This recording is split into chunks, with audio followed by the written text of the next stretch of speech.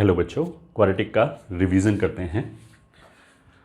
First thing, if A is not equal to 0 and A B C are constants, then अब constant जो है वो real भी हो सकता है, इमेजिनरी भी हो सकता है, उससे कोई फर्क नहीं पड़ता है।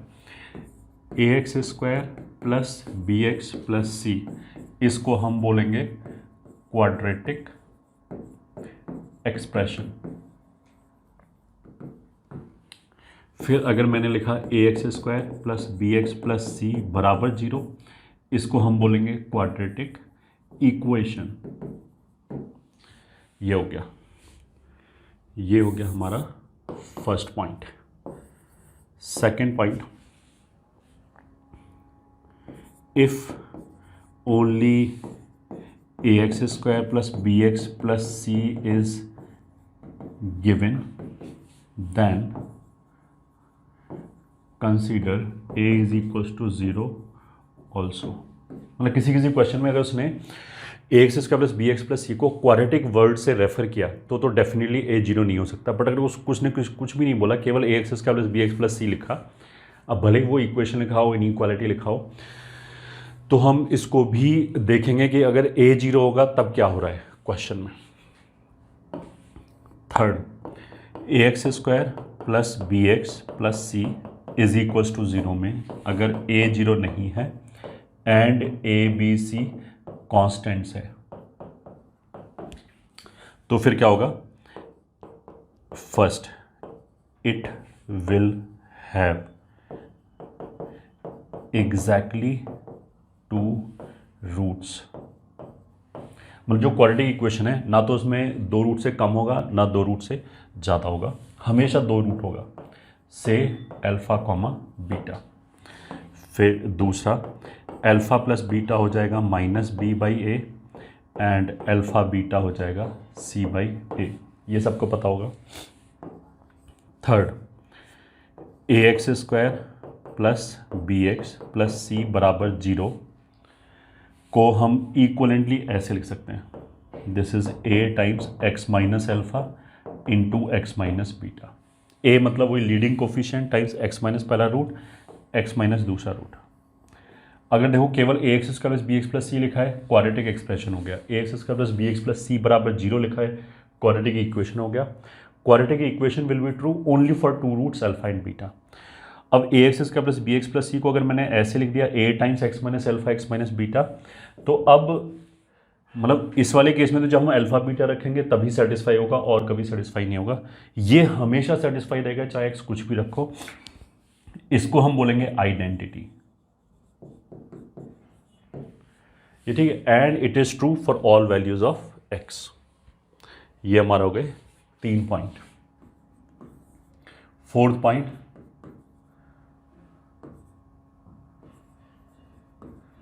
the quadratic equation with roots as alpha comma beta can be given as x square plus sometimes x plus product बराबर 0, या फिर x square minus sum into product बराबर 0। अच्छा, किसी क्वेश्चन में अगर कोई भी क्वाड्रेटिक इक्वेशन दे रखा है, किसी भी तरह की चीज़ें पूछी गई है, मान लीजिए जिसमें पैरामीटर डाल के कोई भी मैंने इक्वेशन दे दिया, अब वो पूछ रहा है कि इस पैरामीटर ए की वैल्यू बताओ अगर एक रूट 4 से बड़ा है, दूसरा रूट 5 से छोटा है, समथिंग लाइक दिस। तो उस इक्वेशन में सबसे पहले एक बार हम ये करने की कोशिश करेंगे कि क्या मैं प्रोडक्ट ऑफ द रूट और सम ऑफ द रूट्स पहचान सकता हूँ। इफ़ आंसर इज यस, तो फिर हम वैसे ही क्वेश्चन करेंगे, बहुत जल्दी हो जाएगा। इसका मतलब क्या है? For example, find a if roots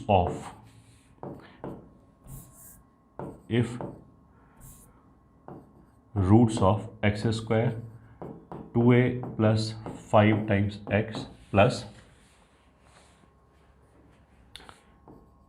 A square plus 5a plus 4 बराबर 0 has a root in -1 to 5. Solution has a root in, चलो -1 to 5 ही लिखा रहेगा भैया। अब देखो इसमें क्या है, जो गिवन इक्वेशन है x² minus 2a plus 5 times x, जो आगे लिखा हुआ है उसको आई कैन आइडेंटिफाई के it can be factorized as a+1 and a+4 बराबर 0। इन दोनों को अगर मैं सम करूं तो 2a + 5 आएगा, वो ये आ गया। तो इतनी ऑब्जर्वेशन से मैं बता सकता हूं कि इसका रूट a+1 एंड a+4 हो गया। अब उसने बोला कि इस इंटरवल में एक रूट आना चाहिए, तो अकॉर्डिंग टू क्वेश्चन अगर a+1 इस इंटरवल में आ गया, अगर a+1 -1 और 5 के बीच में आ गया तो चलेगा, और अगर a+4 5 और -1 के बीच में आ गया तो भी चलेगा। उसने ये नहीं बोला कि दोनों रूट आना चाहिए, उसने कोई भी एक रूट आ गया चलेगा। इस पूरे में से 1 घटाया तो -2a4, और इसमें से 1 घटाया तो -5 1, इन दोनों का यूनियन ले लिया। तो इसने बोला कि -5 से 1 तक, -2 से 4 तक, तो a बिलोंग्स टू -5 से 4 हो गया। ये क्वेश्चन बहुत जल्दी सॉल्व हो गया with the help of this observation. Otherwise तो अगर इसको मैं लोकेशन ऑफ रूट से सॉल्व करने की कोशिश करूं, it will become very lengthy, that you should understand. ठीक है, so this was our point 4। चलो ऐसे लिखते थे point 1, point 2, point 3, and this is point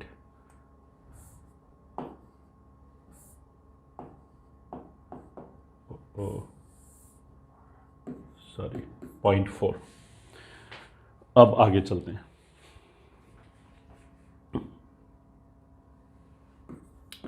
point 5, if alpha is a root of quadratic, then any polynomial of alpha can be reduced into linear expression of alpha।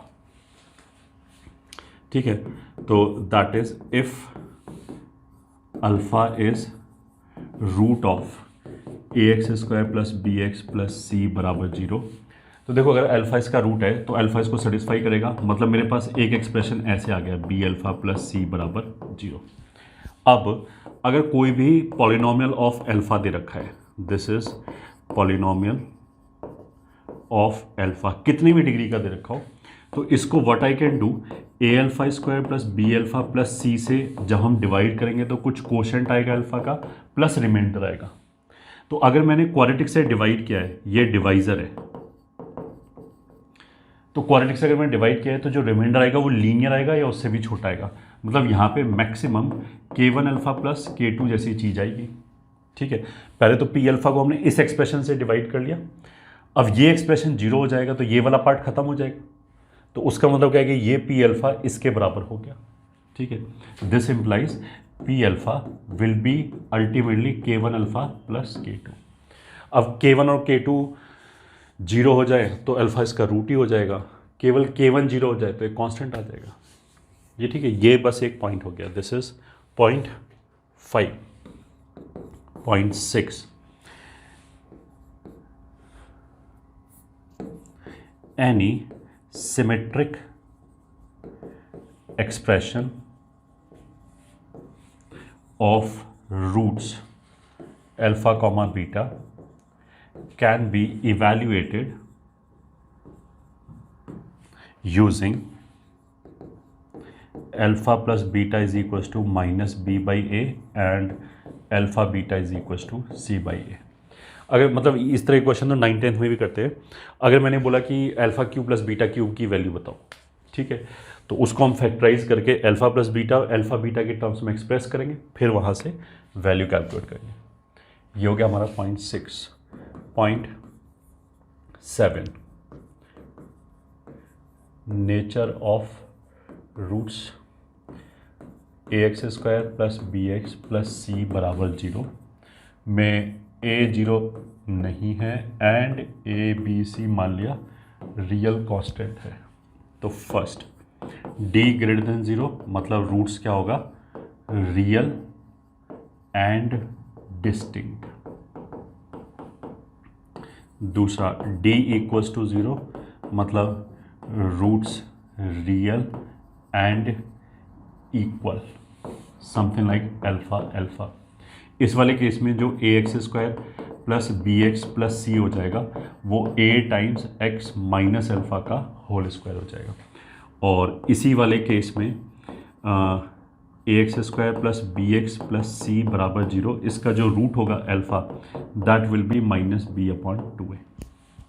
ठीक है, अगर perfect square होगा तो repeated root minus B upon 2a आएगा। ठीक है, और तीसरा चीज़ क्या हो गया, d less than 0 implies roots will be imaginary. ठीक है, फिर वापस note 1, if coefficients are real then imaginary roots will occur in conjugate pair। ठीक है, वैसे रूट कितना होता है, minus B plus minus root D upon 2a। अगर कोफिशिएंट्स रियल हैं तो minus B plus minus root D upon 2a में ये रियल हो गया, ये रियल हो गया। तो अगर इसको इमेजिनरी होना है तो ऑफकोर्स डी की वजह से ही होगा कि डी नेगेटिव होगा। अब डी नेगेटिव होगा तो यहाँ पे आयोटा आ जाएगा, तो एक बार प्लस के साथ आयोटा आ रहा है, एक बार माइनस के साथ आयोटा आ रहा है, तो वो एक दूसरे का कॉन्जुगेट हो गया। तो अगर कोफिशिएंट्स रियल है बट ये इसके लिए कंडीशन बोलना जरूरी है, तो इमेजिनरी रूट कॉन्जुगेट पेयर में ही आ सकता है। और एग्जैक्टली इसी लाइन पे if coefficients are rational then irrational root will occur in pair. ठीक है, तो अगर एक रूट 2 प्लस रूट 3 है तो दूसरा रूट 2 माइनस रूट 3 होगा। क्यों होगा, बट यहां पे हमने कंडीशन क्या लगा दिया, कोफिशिएंट्स आर रैशनल, मतलब ए बी सी रैशनल है। अगर ए बी सी रैशनल है तो ये ए रैशनल हो गया, ये बी रैशनल हो गया। इस पूरे में इरेशनैलिटी किसकी वजह से आ सकती है, अगर आ रही है तो डी की वजह से। डी परफेक्ट स्क्वायर नहीं होगा। अब अगर डी परफेक्ट स्क्वायर नहीं होगा तो मान लिया एक बार 5 प्लस रूट 3 आ गया, तो एक बार प्लस के साथ अगर रूट 3 आ रहा है तो दूसरी बार माइनस के साथ रूट 3 आ जाएगा। तो इसलिए दूसरा रूट भी क्या हो जाएगा, इरेशनल हो जाएगा। बट ये चीज़ ज़रूर याद रखें, अगर मैं बोलूँ कि एक क्वाड्रेटिक है और उसका एक रूट 5 प्लस रूट 2 है तो दूसरा रूट क्या होगा। अगर मैं केवल इतना बोलूँ तो हम कुछ नहीं बता सकते, दूसरा रूट कुछ भी हो सकता है। 5 माइनस रूट 2 बोलने के लिए this condition should be satisfied, it should be mentioned, तभी हम बोलेंगे कि दूसरा रूट 5 माइनस रूट 2 होगा जब कोफिशिएंट्स रियल है। ऐसे अगर मैंने बोला कि एक क्वाड्रेटिक का रूट 3 प्लस 2 आयोटा है तो दूसरा रूट क्या होगा, कुछ नहीं बोलेंगे, चुप रहेंगे जब तक मेरे को ये ना बोला जाए कि कोफिशिएंट्स आर रियल। फिर अगर एक रूट 3 प्लस 2 आयोटा है देन आई कैन से कि ठीक है दूसरा रूट फिर 3 माइनस 2 आयोटा होना चाहिए। ये हो गया हमारे 0.7। आगे चलते हैं, 0.8 इज डिफरेंस ऑफ रूट्स। तो अगर a x square plus B x plus c बराबर 0 में रूट्स अगर अल्फ़ा बीटा हैं तो अल्फ़ा माइनस बीटा का mod will be root D upon a. ये ठीक है, ये याद कर लिया। तो किसी भी क्वेश्चन में मान लिया अगर डी इन्वॉल्व हो रहा है, मतलब मेरे को दिख रहा है कि बी स्क्वायर माइनस 4ac जैसी कोई चीज़ लिखी हुई है, तो एक बार हमने ये सोच के देख लिया कुछ डिफरेंस ऑफ रूट से तो कुछ लेना देना नहीं है। अगर मान लिया चीज़ें क्लिक नहीं करी वरना कोई बात नहीं है, इट मे और मे नॉट वर्क। 9 जैसे तुम इसको ऐसे देखो, अगर मान लिया ये तो डिफरेंट हो गया, ये तो खत्म हो गया, 3x square plus 5x plus 11 बराबर 0। मान लिया मैंने इसका रूट बोला अल्फ़ा बीटा, अब मैंने बोला कि alpha cube plus beta cube का वैल्यू बताओ, ठीक है, मान लीजिए ये क्वेश्चन है। तो एक तरीका तो ये हो जाएगा कि इसको हम फैक्टराइज कर दें, अल्फा प्लस बीटा और अल्फा बीटा के टर्म्स में एक्सप्रेस करें और फिर यहाँ से निकाल लें, ठीक है, यहाँ से sum of the root and product of the root निकाल लें। दूसरा क्या होगा कि अगर अल्फा इसका रूट है तो ये होल्ड करना चाहिए, ठीक है, फिर इस पूरे को मैंने अल्फा से मल्टीप्लाई कर दिया तो 5 अल्फा स्क्वायर प्लस 11 अल्फा बराबर 0, ये होल्ड करना चाहिए। क्वेश्चन रूट्स के रिस्पेक्ट में सिमेट्रिक है, तो अगर अल्फा के लिए होल्ड कर रहा है तो बीटा के लिए भी होल्ड करेगा, तो सिमिलरली ये भी होल्ड करना चाहिए, प्लस 11 बीटा बराबर 0। इन दोनों को अगर मैं जोड़ दूं तो alpha cube plus beta cube plus 5 times alpha square plus beta square plus 11 times alpha plus beta बराबर 0। तो बेसिकली अगर मेरे को क्यूब चाहिए, क्यूब का सम चाहिए, तो वो स्क्वायर के सम और 1 पावर के सम से निकाल सकते हैं। अगर मेरे को ये दोनों पता है तो ये क्यूब निकल आएगा।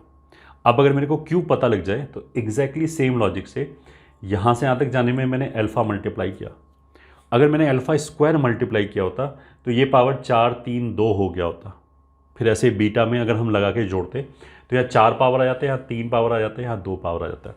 तो मतलब 2 कॉन्जिक्यूटिव पावर का समेशन अगले वाले पावर की वैल्यू बता सकता है। मतलब अगर स्क्वायर का सम पता है और सिंपल 1 पावर का सम पता है तो वो क्यूब का सम निकल आएगा, ये ठीक है। इसी को हम बोलते हैं काइंड ऑफ रिकर्शन रिलेशन, मतलब एक ही चीज़ बार बार यूज़ होके हम आगे जा रहे हैं। तो इसी को अब हम जनरलाइज कर लेते हैं कि अगर मान लिया a x square plus B x plus C is equal to 0, इसका रूट अल्फ़ा बीटा है, तो a alpha square plus b alpha plus c बराबर 0 होगा। इसको फिर हमने alpha raise to power n से मल्टीप्लाई कर दिया, तो a alpha raise to power N plus b alpha n plus 2 N plus 1 plus c into alpha raise to power n 0 हो गया। सिमिलरली ये ठीक है, similarly A times beta raise to power N plus 1 plus B times beta raise to power N plus 2 N plus 1 C times beta raise to power N बराबर 0 हो जाएगा। अब इसको देखो, अगर हमने जोड़ दिया तो सम आ जाएगा n plus 2 plus beta n plus 2 plus B times alpha n plus 1 plus beta n plus 1 plus c times alpha raise to power N plus beta raise to power N बराबर 0। तो मतलब एक formula तो a times s n plus 2 plus B times s n plus 1 plus c times s n बराबर 0 ये आ गया, ये ठीक है। जहाँ पे where S N is equal to alpha raise to power N plus beta raise to power N. Similarly अब देखो, यहाँ पे मैं इन दोनों को जोड़ने के बजाय घटा दूँ तो ये डिफरेंस आ जाएगा, लॉजिक एग्जैक्टली सेम रहेगी। तो डिफरेंस को डी एन बोल दिया, तो कोफिशिएंट के साथ ही ले सकते हैं डी एन प्लस 2। तो कोफिशिएंट ए बी सी हैं, तो ए बी सी के साथ अगर ये एन प्लस 2 है तो उससे अगला एन प्लस 1, उससे अगला एन बराबर 0। अगर ये एन लिखें तो ये एन माइनस 1 हो जाएगा, एन माइनस 2 हो जाएगा। This will also hold where D N is equal to alpha raise to power N minus beta raise to power.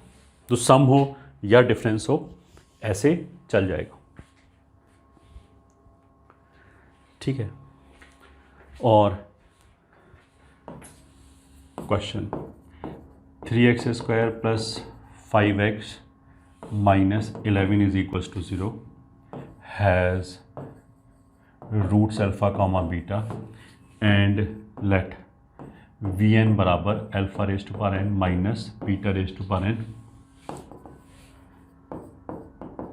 Then find 3v11 minus 11v9 upon v10।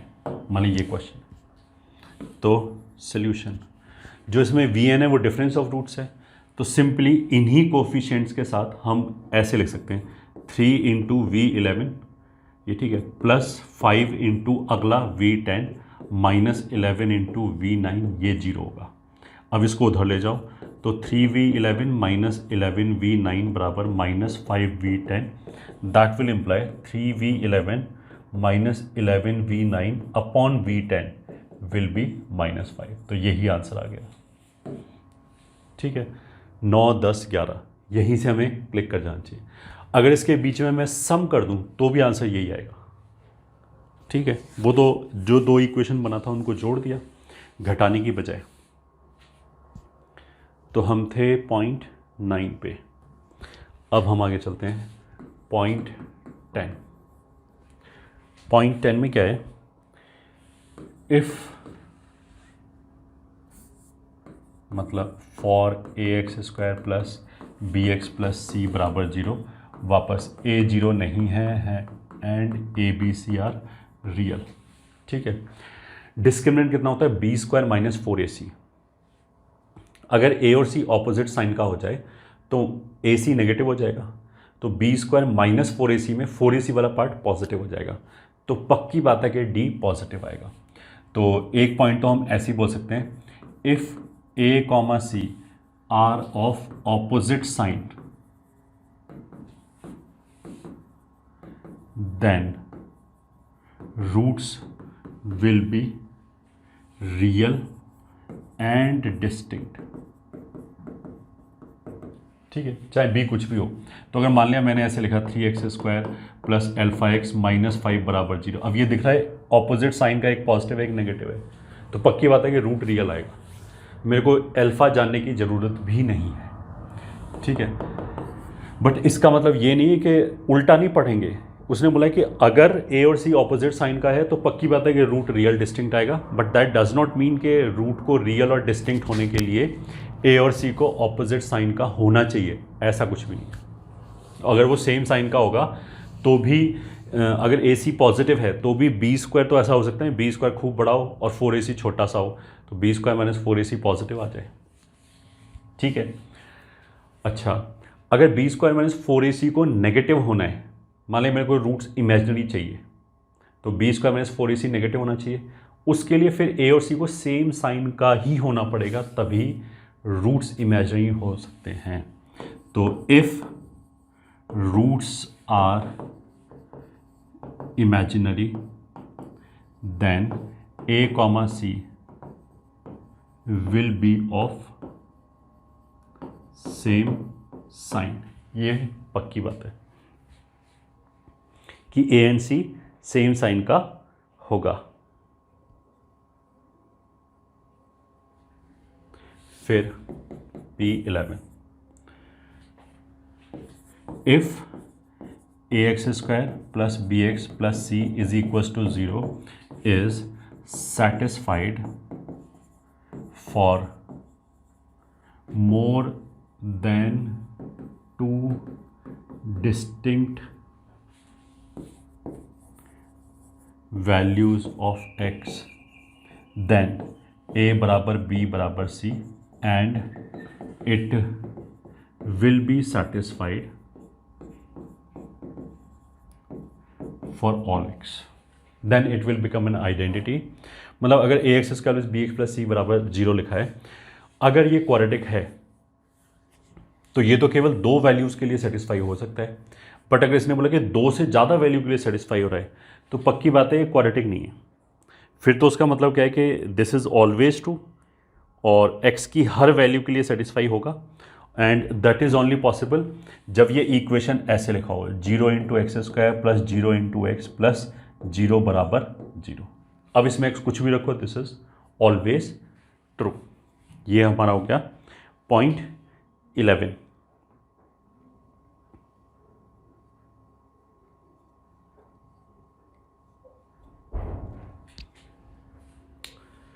फिर आ जाएगा 0.12,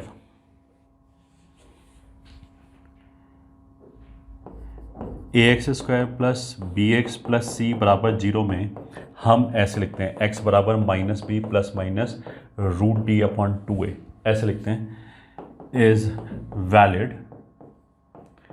even if a b c are functions of x। मान लें अगर a b c की जगह functions of x आ जाए तो भी इसको हम ऐसे लिख सकते हैं, बस उसमें अंतर क्या होगा, फिर इसको रूट नहीं बोल पाएंगे क्योंकि इसमें भी x इन्वॉल्व होगा, तो x को हम x के टर्म्स में रूट नहीं बोल सकते, अदरवाइज लिखने में कोई प्रॉब्लम नहीं है। Point 13 transformation of roots.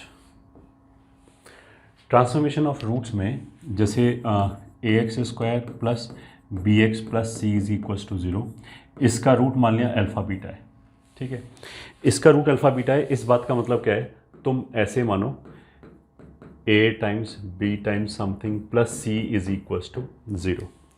अगर इस ब्रैकेट के अंदर, अच्छा पहले तो हम ये होता है ट्रांसफॉर्मेशन ऑफ रूट्स का मतलब क्या है, इस तरह के क्वेश्चन होंगे कि इस इक्वेशन का रूट अल्फ़ा बीटा है, तो वो इक्वेशन बताओ जिसका root 3 alpha plus 4 and 3 beta plus 4 हो जाए, ठीक है। तो ऐसे क्वेश्चन को करने का एक तरीका तो ऑफकोर्स यही है कि मैं इसको गामा बोल दूं, इसको डेल्टा बोल दूं, फिर हम सम ऑफ द रूट्स निकाल लें, गामा प्लस डेल्टा और प्रोडक्ट ऑफ द रूट्स निकाल लें, और उसके बाद वही जो अपना इक्वेशन है x square minus sum plus product बराबर 0 यहाँ पे रखते हैं। ये तो एक यूजुअल तरीका हो गया जो इवन हमने 10th में भी पढ़ा हुआ है, ठीक है। एक दूसरा तरीका क्या हो गया कि और जो बाकी की जो हायर डिग्री की इक्वेशन है वहाँ पे भी काम में आएगा, और किसी किसी क्वेश्चन में it could be very handy कि क्वेश्चन हमारा बहुत जल्दी सॉल्व हो जाए। तो उसमें यह कि हम रूट को ट्रांसफॉर्म कर सकते हैं, एक्स की जगह हम एक नए वेरिएबल को इंट्रोड्यूस करें इस तरीके से कि उस इक्वेशन के जो रिजल्टिंग इक्वेशन है उसके रूट्स इस तरीके से आ जाए, ठीक है। अब जैसे बहुत छोटा एग्जाम्पल तो ये हो गया, अगर इसका रूट अल्फ़ा बीटा है तो a x square minus b x plus c बराबर 0, इसका root minus alpha minus beta हो जाएगा। क्यों हो जाएगा, क्योंकि तुम इसको ऐसे देखो, अगर इसमें x की जगह मैंने माइनस अल्फ़ा रखा तब जाके a alpha square plus b alpha plus c आएगा, और बिकॉज अल्फ़ा बीटा इसको सेटिस्फाई कर रहा है a alpha square plus b alpha plus c 0 के बराबर है। मतलब अगर इस इक्वेशन का रूट अल्फ़ा बीटा है तो अल्फ़ा रूट होने का मतलब क्या, a alpha square plus b alpha plus c बराबर 0 है। फिर सोचने के लिए मैंने इसको क्या लिखा, ए टाइम समथिंग का square plus b time something plus c बराबर 0। तो आई वॉन्ट के समथिंग की जगह अल्फ़ा आ जाए तो फिर वो सेटिस्फाई हो जाएगा। तो ऐसे ही इस इक्वेशन को मेंटली मैंने ऐसे सोचा कि ए टाइम्स माइनस एक्स का whole square plus B times minus x plus c बराबर 0। तो माइनस एक्स की जगह अगर मेरे को अल्फ़ा चाहिए तो roots minus alpha minus beta हो गए। अब इसको हम ऐसे लिख सकते हैं c x square plus B x plus a बराबर 0। अगर इसी इक्वेशन में एक्स की जगह 1/x रख दूँ तो ये आ जाए। अब इसमें मैं एक्स की जगह क्या रखूँ कि ये वाला इक्वेशन बन जाए, तो ऑफकोर्स 1/अल्फ़ा। अगर हम एक्स की जगह 1/अल्फ़ा रखेंगे तो जब एलसीएम लेंगे तो a alpha square plus b alpha plus c आ जाएगा, यहाँ पे अपॉन अल्फ़ा स्क्वायर आएगा, यहाँ पे अपॉन अल्फ़ा आएगा। एलसीएम लेंगे तो यहाँ ऊपर अल्फ़ा आ जाएगा, तो इसका रूट हो जाएगा 1/अल्फ़ा 1/बीटा। ऐसे ही अगर लिखा है 9ax square plus 3bx plus c बराबर 0। अब तुम देखो यहाँ पे x की जगह मैं क्या रखूँ कि ए अल्फ़ा स्क्वायर बन जाए, तो x की जगह हम अल्फ़ा/3 रख सकते हैं। तो यहाँ अल्फ़ा/3 कैंसिल हो जाएगा, यहाँ अल्फ़ा स्क्वायर बाई 9 कैंसिल हो जाएगा, तो अल्फ़ा/3 एंड बीटा/3 ये रूट्स हो जाएंगे, ठीक है। अब बहुत तरह की चीज़ें कर सकते हो। अगर मान लिया मैं लिख दूँ ax प्लस 5 का square plus B x plus 5 plus c बराबर 0, तो इसमें मैं एक्स की जगह क्या रखूं ताकि यहाँ अल्फ़ा स्क्वायर आ जाए, मतलब यहाँ पूरा अल्फ़ा स्क्वायर आ जाए, तो अल्फ़ा-5 रखना पड़ेगा। तो अल्फ़ा-5 रखने पे ये सेटिस्फाई हो जाएगा, तो अल्फ़ा-5 एंड बीटा-5 ये रखना पड़ेगा, ठीक है।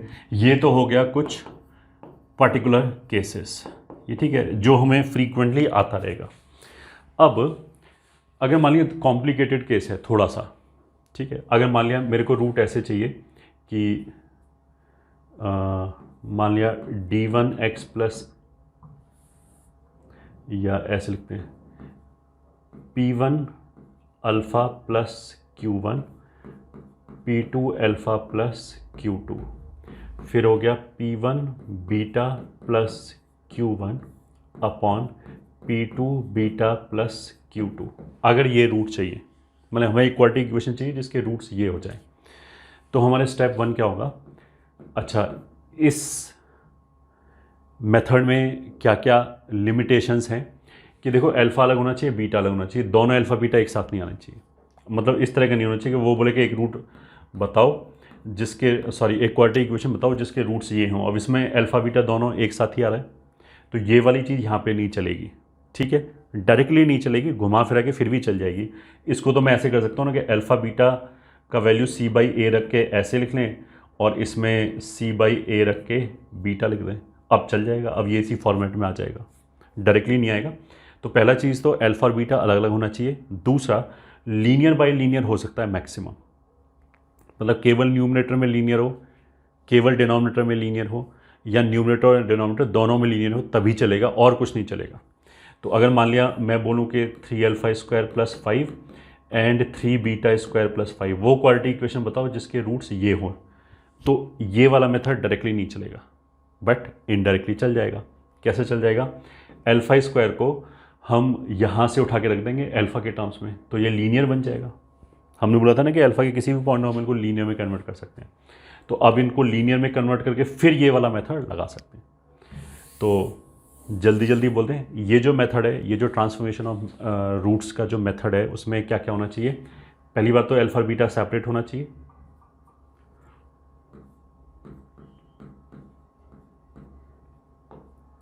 अल्फ़ा बीटा सेपरेट होना चाहिए। दूसरा 1/लीनियर, केवल लीनियर या लीनियर अपॉन लीनियर, ये चल जाएगा। मतलब इसमें अगर P1 0 हो गया तो ये 1/लीनियर हो गया, P2 0 हो गया तो ये केवल लीनियर हो जाएगा क्योंकि न्यूमरेटर में अल्फ़ा बचेगा। और ऑफ कोर्स ये दोनों रूट सिमेट्रिक होने चाहिए, मतलब इसमें अल्फ़ा की जगह बीटा रखा तो ये आ गया, ठीक है। वो तो वैसे भी जब भी हम ट्रांसफॉर्मेशन और रूट्स बोलते हैं तो उसमें यूजली हम रूट सिमेट्रिक ही बताते हैं। अगर सिमेट्रिक नहीं होगा तो फिर इस बात पे डिपेंड करेगा कि अल्फ़ा कौन सा रूट है और बीटा कौन सा रूट है।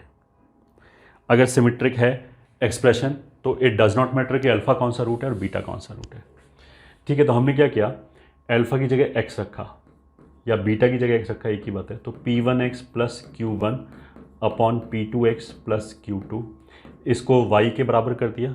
अब यहाँ से x निकाला, क्रॉस मल्टीप्लाई करके x निकाला, तो अगर इसको इधर ले जाएंगे तो ये आ जाएगा P2y - P1 upon P2y - P1, ये हो गया। इस x को उठा के ओरिजिनल इक्वेशन में रख दिया, तो ax² मतलब Q1 - Q2 times y upon P2y - P1 का whole square plus b times Q1 - Q2y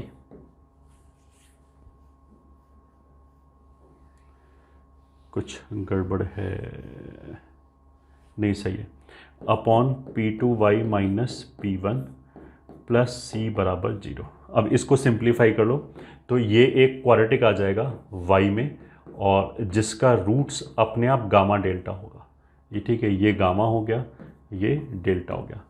तो एक शॉर्टकट हो गया ट्रांसफॉर्मेशन ऑफ रूट्स करने के लिए, अगर इस पर्टिकुलर फॉर्मेट में है तो। इस पर्टिकुलर फॉर्मेट में नहीं है तो थोड़ा बहुत हम इधर उधर करके बना सकते हैं, ठीक है। अच्छा, ऐसे करते समय फॉर फास्टर कैलकुलेशन मेरे को इनके जो रिलेटिव कोफिशिएंट्स हैं उनका ध्यान रखना चाहिए कि कौन क्या है, ठीक है। इस बात का मतलब क्या है कि question let alpha comma beta are the roots of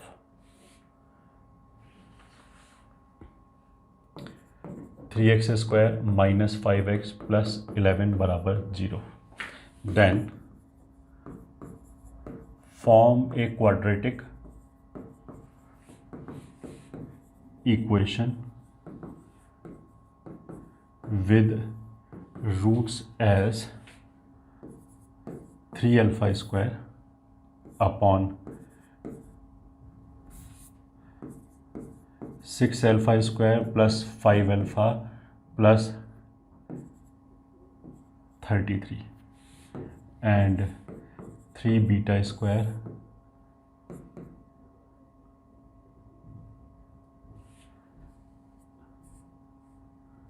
हाँ 3β² अपॉन 6β² प्लस 5β प्लस 33, वो इक्वेशन चाहिए। तो देखो अब सोल्यूशन, 3α² अपॉन 6α² प्लस 5α, सॉरी ये 22 अब सही है। 6 alpha square plus 5 alpha plus 22। तो अल्फ़ा अगर इसका रूट है तो 3 alpha square minus 5 alpha plus 11 zero हो जाएगा। तो 3 अल्फ़ा स्क्वायर प्लस 11 5 अल्फ़ा हो जाएगा। तो मान लिया ये रूट गामा है, पहले मैंने इसको सिंप्लीफाई कर लिया, दूसरा ऐसे ही हो जाएगा। तो ऊपर तो मैंने 3 अल्फ़ा स्क्वायर अभी लिखा रहने दिया ऐसे ही, नीचे 6 अल्फ़ा स्क्वायर प्लस 22। तो अगर इसको 2 से मल्टीप्लाई करेंगे तो ये हो जाएगा 10 अल्फ़ा प्लस 5 अल्फ़ा, तो ये हो गया 15 अल्फ़ा। तो अल्फ़ा अपॉन 5 हो गया, इतना सिंप्लीफाई हो क्या गया। तो डेल्टा सिमिलरली बीटा अपॉन 5 आ जाएगा। तो अब मेरे को वो इक्वेशन चाहिए जिसका रूट अल्फ़ा अपॉन 5 है और बीटा अपॉन 5 है। तो दोनों सिमेट्रिक हो गया। अल्फ़ा अपॉन 5 में x अपॉन 5 लिख लिया y, या फिर x को लिख लिया 5y और सब्स्टिट्यूट कर दिया इस इक्वेशन में। तो 3 टाइम्स 5y का whole square minus 5 times 5y plus 11 बराबर 0। तो 75y square minus 25y plus 11 बराबर 0, ये वो क्वालिटी इक्वेशन होगी जिसके रूट्स ये दोनों हो जाएंगे। ठीक है, और इसमें हमें हिंट कहाँ से लगा, ये जो 6 अल्फ़ा स्क्वायर और 22 है, ये मेरे को दिखना चाहिए कि 3 और 11 है, और ये भी 3 और 11 टाइप चीज़ है। ठीक है, तो उससे बहुत जल्दी सिंप्लीफाई हो सकता है। तो दिस वॉज पॉइंट 13। आगे चलते हैं point 14, common root condition which we will call CRC। तो अगर a1x plus a1x square plus b1x plus c1 बराबर 0, a2x square plus b2x plus c2 बराबर 0, फर्स्ट सेकेंड। ठीक है, case 1, if both roots of 1 and 2 are same. अगर इनके दोनों root same हैं तो हम कोफिशिएंट कंपेयर कर सकते हैं। a1 अपॉन a2 बराबर b1 अपॉन b2 बराबर c1 अपॉन c2, तब तो ये होना चाहिए। ठीक है, केस 2। अच्छा, या फिर ऐसा भी हो सकता है कि c1 c2 दोनों 0 0 हो जाए, या b1 b2 दोनों 0 0 हो जाए। 0 बाई 0 यहाँ तो नहीं लिख सकते, तो या तो 0 0 होगा, वरना इसके अंदर सेटिस्फाई होना चाहिए। अगर मान लिया b1 b2 दोनों 0 0 हो गया, well and good, but a1 upon a2 तो c1 अपॉन c2 के बराबर फिर भी होना चाहिए। If 1 and 2 have a common root, ठीक है, तो फिर जो कॉमन रूट कंडीशन है वो हम ऐसे लिखेंगे, कॉर्नर वाला हो गया a1 c2 minus a2 c1 का whole square is equals to, मतलब याद रखने का तरीका क्या है, a1 b1 c1 a2 b2 c2 ऐसे है। तो 3 पेयर लिख लिया, एक पेयर, दूसरा पेयर और तीसरा पेयर। ठीक है, तो जो कॉर्नर वाले हैं जैसे a1 c2 और एक बार उल्टा करके लिख लिया a2 c1, उसका स्क्वायर तो एक तरफ चला गया, बाकी 2 पेयर एक तरफ आ गए। तो ये हो गया a1 b2, तो a1 b2 है तो b1 a2 भी है, इनटू दूसरे ब्रैकेट में b1 c2 तो b2 c1 भी है। ये कॉमन रूट कंडीशन है। इस बात का मतलब क्या है कि अगर कोफिशिएंट्स इस रिलेशन को सेटिस्फाई करेगा तो इक्वेशन 1 और इक्वेशन 2 के बीच में एक कॉमन रूट आ जाएगा, पक्की बात है। ठीक है, और इसी को ऑल्टरनेट मेथड और क्या है कॉमन रूट कंडीशन का, ऑल्टरनेट मेथड क्या है कि a1 x square plus b1x plus c1 बराबर 0 and a2 x square plus b2x plus c2 बराबर 0, ये फर्स्ट है, ये सेकंड है। तो अगर मैं फर्स्ट इक्वेशन को a2 से मल्टीप्लाई करूं और दूसरी इक्वेशन को a1 से मल्टीप्लाई करके घटा दें तो ये तो ख़त्म हो जाएगा। तो a2 b1 minus a1 b2 times x plus c1 a2 minus c2 a1 बराबर 0। तो इफ़ एग्जिस्ट, अगर कॉमन रूट है तो if exist then common root must be अब तुम इसको ऐसे देखो कि अल्फा अगर इसको सेटिस्फाई कर रहा है और इसको सेटिस्फाई कर रहा है तो इन दोनों के किसी भी कॉम्बिनेशन को सेटिस्फाई करेगा, तो इसको भी सेटिस्फाई करेगा। मतलब अगर मैंने ऐसे लिख दिया a1 टाइम्स इक्वेशन 1 और या a2 times equation 1 minus a1 times equation 2 बराबर 0, तो एक नई इक्वेशन आ गया। इसमें जब हम अल्फा रखेंगे तो ये और ये इंडिविजुअली 0 हो जाएगा, तो कोफिशिएंट्स यहाँ पे कुछ भी लिखा हो कॉमन रूट इसको भी सेटिस्फाई करेगा। अगर 0 हो गया तो सेटिस्फाई कर रहा है। तो इसलिए अगर मैंने इन दोनों का ये कॉम्बिनेशन लिया और इन दोनों के बीच में एक कॉमन रूट अल्फा है तो वो इसको भी सेटिस्फाई करेगा। अब ये लीनियर है, इसका एक ही रूट है, तो वही कॉमन रूट होना चाहिए। तो common root must be x is equal to C2a1 minus C1a2 upon A2b1 minus A1b2, और इसको पुट इट इन 1 और इन 2, इस x को उठा के मैं यहां रख दूं to get common root condition. इस x को उठा के मान लिया मैंने पहले वाले में रख दिया, तो a1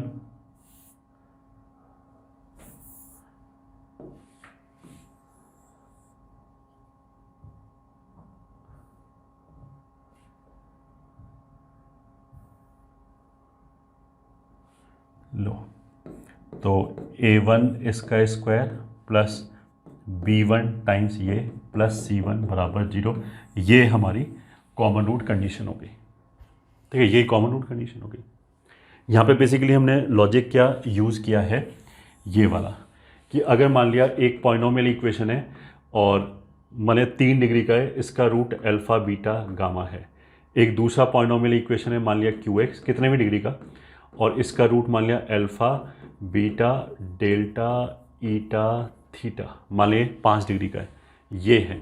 इन दोनों का मैंने कोई भी कॉम्बिनेशन लिया K1 PX plus K2 QX बराबर 0, तो अगर इसमें मैं अल्फा रखूंगा तो देखो P अल्फा भी 0 हो जाएगा और Q अल्फा भी 0 हो जाएगा, क्योंकि वो इसको सेटिस्फाई कर रहा है। तो अगर ये दोनों 0 हो गए तो ये पूरा सेटिस्फाई हो जाएगा, तो इसका रूट एक अल्फा तो आएगा ही आएगा। कहने का मतलब क्या है कि इन दोनों का कोई भी कॉम्बिनेशन लिया तो इनके बीच में जो कॉमन रूट है वो तो यहाँ पे पक्की बात आएगा। तो कॉमन रूट अल्फा और बीटा है तो वो तो पक्का आएगा। गामा डेल्टा ईटा और थीटा वो कभी नहीं आएगा, नॉन कॉमन रूट यहाँ पे नहीं आ सकता। बाकी अगर ये जैसे 5 डिग्री का है और ये 3 डिग्री का है, इसका जो कॉम्बिनेशन है वो भी 5 डिग्री का है, तो उसके 3 रूट्स और आएंगे, बट वो 3 रूट्स इनमें से कोई नहीं हो सकता। गामा डेल्टा ईटा थीटा नहीं हो सकता, क्योंकि जैसे गामा उठाया, गामा रखने पे यही सेटिस्फाई होगा, ये तो सेटिस्फाई नहीं होगा, तो ये 0 हो ही नहीं सकता। तो बाकी तो कुछ ऐसे कुछ आ जाएगा phi1 phi2 phi3। यही कॉन्सेप्ट हमने यहाँ यूज़ किया कि अगर इन दोनों के बीच में एक कॉमन रूट अल्फा है तो इसका हमने एक कॉम्बिनेशन ले लिया, उसका रूट भी कॉमन रूट अल्फा होना चाहिए, बट उसका तो एक ही रूट है तो वही रूट अल्फा होना चाहिए। तो अगर कॉमन रूट है तो वो ये है। अगर मेरे को जानना है कि ये कॉमन रूट है या नहीं है तो इसको मैंने सेटिस्फाई करके देख लिया फर्स्ट इक्वेशन से। अगर ये फर्स्ट को सेटिस्फाई करेगा तो सेकंड को भी पक्का सेटिस्फाई करेगा। तो ये हमारी हो गई common root conditions. This is अब P15 थ्योरी ऑफ इक्वेशंस। तो an x raise to power n plus an minus 1 x raise to power n minus 1 plus a1x plus a0 बराबर 0, मान लीजिए इक्वेशन 1 है। तो first point, if all ai's are constant and an is not equals to 0, then equation 1 will have exactly n roots, say x1 x2 and up till xn। ठीक है, तो sum of the roots taken one at a time minus an minus 1 upon an, फिर sum of the roots taken 2 at a time, अगला coefficient upon an, फिर 3 eight a time x1 x2 x3, तो -an-3/an, तो ऐसे ही चलता रहेगा। और product of the roots alternate plus minus चल रहा है, तो लास्ट में वो डिपेंड करता है कि कहाँ पे पहुँचते हैं। इवन डिग्री है तो ये प्लस, मतलब केवल इतना आ जाएगा, और डिग्री है तो माइनस के साथ आ जाएगा। एक तो ये हो गया। इसी केस में an x raise to power n plus an-1 x raise to power n-1 plus and so on a1x plus a0 को, जैसे हम क्वाड्रेटिक को लिखते हैं ना, leading coefficient into x minus पहला रूट x माइनस दूसरा रूट, एग्जैक्टली वैसे यहाँ पे लिख सकते हैं। तो लीडिंग कोफिशिएंट ये हो गया x माइनस पहला रूट x माइनस दूसरा रूट, ऐसे करके x माइनस nth रूट, ये हो जाए। This is an identity. 3 बार लगाने का मतलब क्या, आइडेंटिटी, और इसमें कुछ भी रख सकते हैं, इसका कोई वैल्यू रख सकते हैं, दोनों तरफ से बराबरी आएगा। ये इक्वेशन है। It will be satisfied only for the roots. Of course root के अलावा कुछ रखेंगे तो सेटिस्फाई नहीं होगा। आइडेंटिटी में हम कुछ भी रख सकते हैं। ये तो बेसिकली इसी को फैक्टराइज करके ऐसे लिख रखा है। तो फैक्टराइज करने का मतलब क्या है कि सेम चीज़ लिखी हुई है। ठीक है। थर्ड, बाकी तो क्वाड्रेटिक की तरह है। If coefficients are real then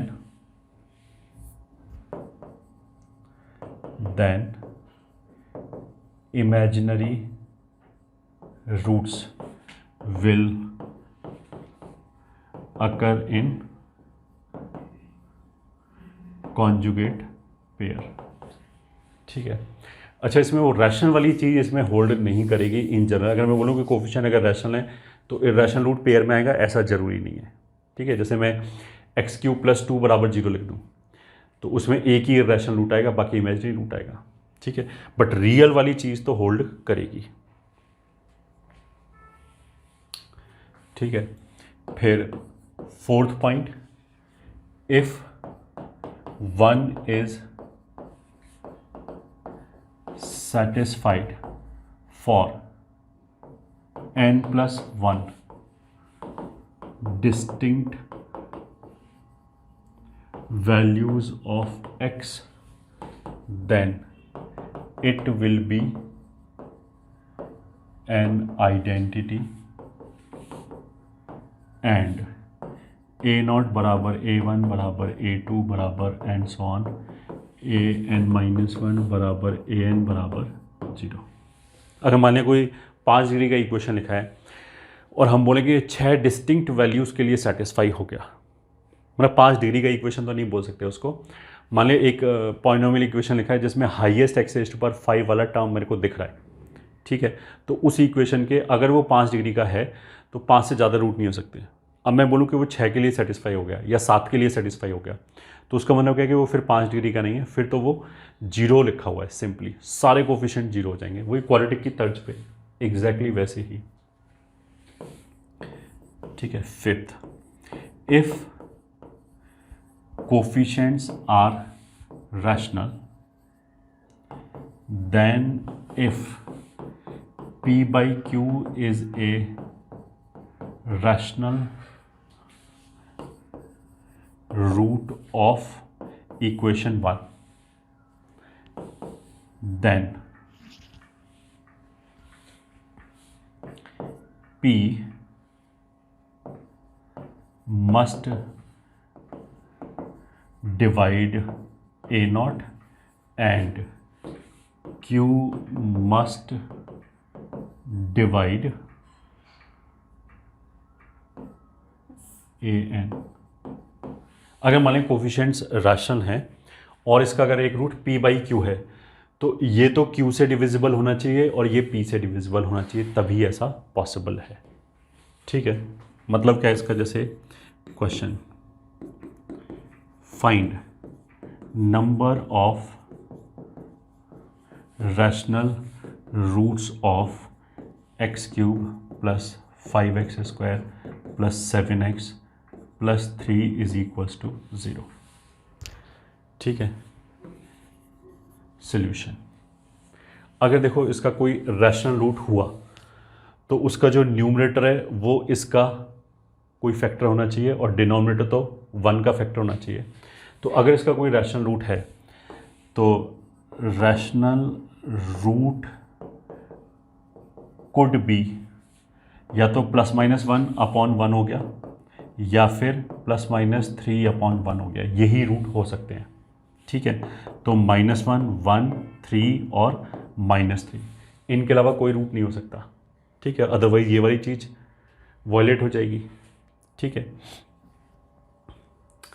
अब देखो, अगर मैंने पॉजिटिव रूट हो ही नहीं सकता, पॉजिटिव रखेंगे सब कुछ पॉजिटिव हो जाएगा, तो जीरो हो ही नहीं सकता। -1 रख के देखा, तो -1 रखेंगे तो ये नेगेटिव हो जाएगा, ये नेगेटिव हो जाएगा, तो ये 7 और 1 8 हो गया, और 5 और 3 8 हो गया, तो ये -1 एक रूट है इसका। -3 रख के देखा, तो ये हो जाएगा -27, और ये हो गया -21, तो ये 8 -48, और ये हो जाएगा 45, और ये हो जाएगा 3, ये भी 48 हो गया।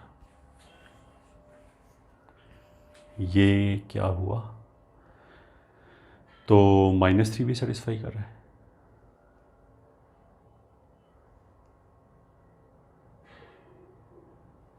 ये तो बाई चांस हो गया कि -1 भी सेटिस्फाई कर रहा है और -3 तीनों। ये ठीक है, तो -3 भी सेटिस्फाई कर रहा है। अब देखो, प्रोडक्ट ऑफ द रूट से 3/1, ठीक है, 3/1 प्रोडक्ट ऑफ द रूट्स हो गया, तो इसका जो दूसरा रूट है वो -1 एक और हो गया, तो ऑल 3 रूट्स आर रैशनल। तो इसके जो रूट्स हैं वो कितना हो गया, -1 -1 -3, तभी सम ऑफ द रूट्स 5 आ गया। फिर टेकन 2 एट ए टाइम, तो this into this 1, this into this 3, this into this 3, तो 3 3 6 और 1 7, वही आ गया। And product of the root का नेगेटिव वो आ गया, तो नंबर ऑफ रैशनल रूट्स कितना हो गया,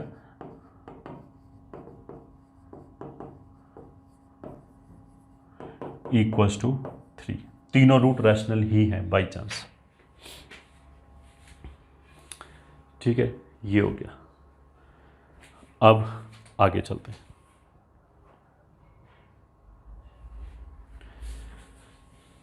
दिस वॉज पॉइंट 15। अब चलते हैं पॉइंट 16।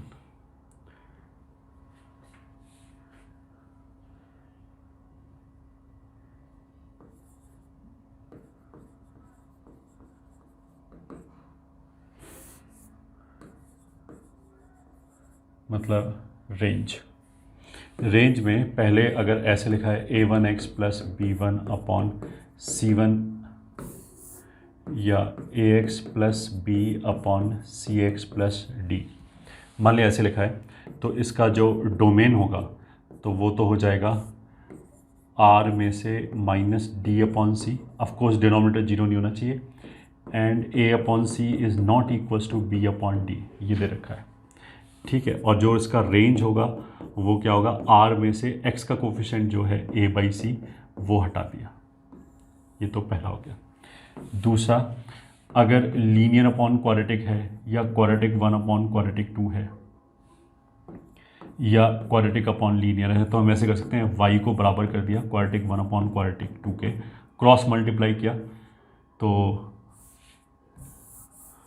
मतलब कुछ मान लिया लिख ही लिया, a1x² plus b1x plus c1 upon a2x² plus b2x plus c2। अब क्रॉस मल्टीप्लाई करेंगे तो a2y minus a1 times x² plus b2y minus b1 times x plus c2y minus c1 बराबर 0, ये आ जाएगा। अब इसमें d greater than equals to 0 करो, तो यहाँ से एक नया क्वाड्रेटिक आ जाएगा y में, इसका जो सल्यूशन होगा ये, ठीक है, वही रेंज होगा। ठीक है, बस एक छोटा सा पॉइंट क्या है, चेक y बराबर a1 अपॉन a2, मतलब यहाँ एक्सेस का जो कोफिशिएंट है ये, अगर ये 0 हो गया तो ये क्वाड्रेटिक बचेगा ही नहीं, तो इसको हम चेक करेंगे कि ये सेपरेटली, पहला तो ये हो गया। दूसरा, between numerator and denominator if there is common factor then remove it.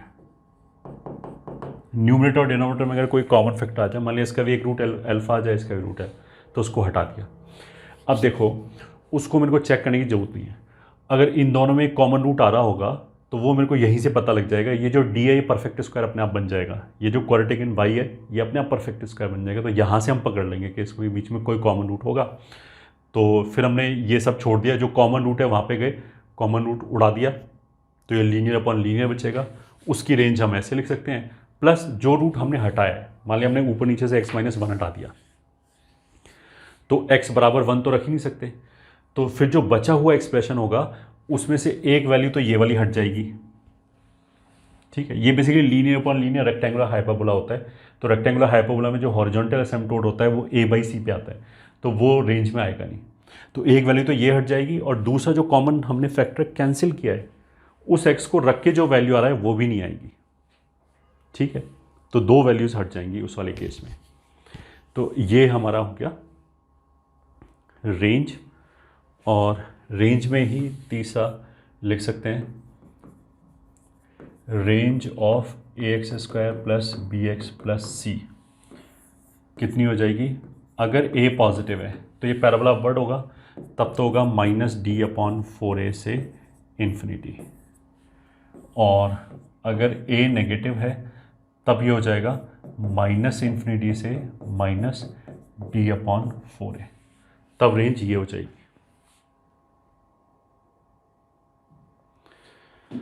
ठीक है, and this was 16th 17th sign of quadratic expressions. तो अगर मान लिया y बराबर ax² plus bx plus c लिखा हुआ है, तो या फिर इसको हम qx बोल देते हैं, qx बराबर दिस। तो केस 1, अगर if d is negative then जो ax² plus bx plus c है it will always be negative अगर a नेगेटिव है, और अगर a पॉजिटिव है तो ax² plus bx plus c will always be positive. इन दोनों को मिला के हम ऐसे लिख सकते हैं a times ax² plus bx plus c will always be positive. ठीक है, qx बोल दो, fx बोल दो, तो इसका मतलब क्या है कि a/f(x) will always be positive. ठीक है, केस 2, अगर d इक्वल्स टू 0 है तो ऑफकोर्स पैराबोला टच करेगा x एक्सिस को, तो एक जगह तो वैल्यू पॉजिटिव होगी, बाकी नेगेटिव होगी। तो इसी जगह इसी तरीके से क्या आ जाएगा, सॉरी, एक जगह तो वैल्यू 0 होगी, बाकी जगह क्या होगी, या तो इंटायरली पॉजिटिव होगी अगर पैराबोला अपवर्ड है, ठीक है, और या फिर इंटायरली नेगेटिव होगी। तो मतलब ऐसे लिख सकते हैं a/f(x) will be greater than equals to 0 for all x। ठीक है, तो अब इसमें ये दोनों ही केस, यही चीज़ ये लिखी जा रही है, बस इसमें केवल क्या है, इसमें तो कहीं पे भी f(x) की वैल्यू 0 नहीं आएगी। वो ग्राफ जो है वो या तो ऐसे बनेगा, ये x एक्सिस है, या फिर ग्राफ ऐसे बनेगा। ठीक है, इसमें क्या है, या तो ग्राफ ऐसे बनेगा कि एक जगह 0 बाकी सब जगह पॉजिटिव, या फिर ग्राफ ऐसे बनेगा। तो इन दोनों केसेस को मिला के हम ऐसे लिख सकते हैं कि a/f(x) हमेशा ग्रेटर देन इक्वल्स टू 0 आएगी। केस 3, अगर d पॉजिटिव है तब बेसिकली क्या होगा कि रूट्स अल्फा बीटा है, तो रूट्स के बीच में नेगेटिव, बाकी सब जगह पॉजिटिव। अगर पैराबोला डाउनवर्ड है तो रूट्स के बीच में पॉजिटिव, बाकी सब जगह नेगेटिव। अब इसको हम ऐसे लिख सकते हैं कि a/f(x) will B positive. a लिखने से क्या होता है, पैराबोला अपवर्ड और डाउनवर्ड दोनों एक साथ लिखे गए, दोनों कंडीशन एक साथ लिखी गई। तो a/f(x) पॉजिटिव होगा अगर रूट्स के बाहर हैं, तो -∞ से अल्फा यूनियन बीटा से infinity, and a/f(x) will be negative between the roots for all x for all X alpha से लेके beta.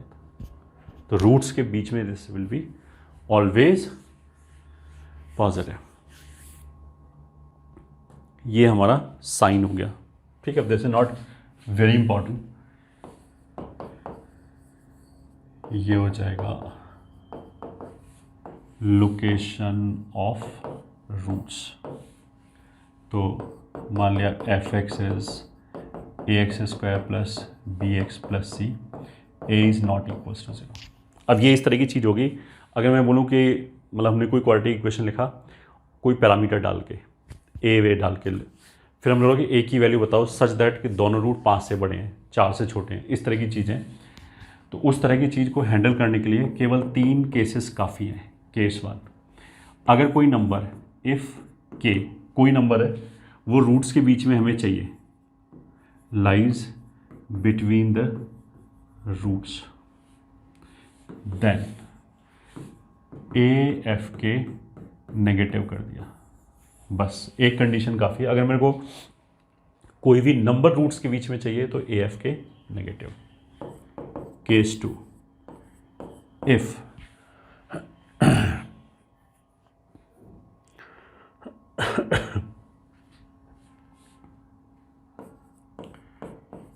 both roots lies in K1 से लेके K2, K1 से K2 तक का कोई इंटरवल है,